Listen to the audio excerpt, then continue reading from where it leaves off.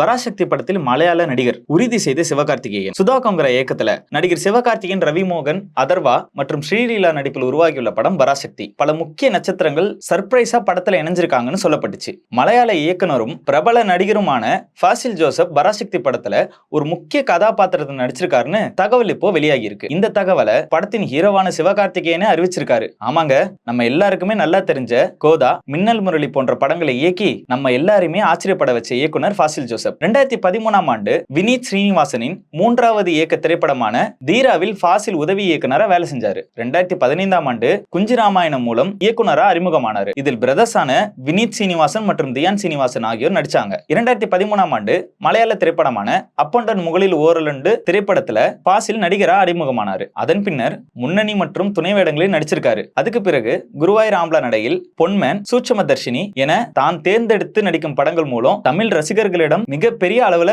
பிரபலமாகி இருக்காரு. இப்போ பராசக்தி படம் மூலம் தமிழிலும் அடியெடுத்து வச்சிருக்காரு ஃபாசில் ஜோசப். இந்த நிலையில பராசக்தி படத்தில் இவருடன் நடிச்ச அனுபவம் குறித்து சிவகார்த்திகேயன் கூறும்போது, என்னுடைய நண்பர் ஃபாசில் ஜோசப் இந்த படத்தில் ஒரு முக்கிய கதாபாத்திரம் ஒன்றில் நடித்துள்ளார். இலங்கையில் நடந்த படப்பிடிப்பில் எங்களுடன் அவர் கலந்து கொண்டார். அந்த படப்பிடிப்பில் அவரது காட்சிகள் முடிவடைந்த பின்னும் எங்களுடன் 3 நாட்கள் தங்கியிருந்து ஜாலியாக செலவிட்டார். அதெல்லாம் இனிமையான நினைவுகள் என்று கூறியுள்ளார்.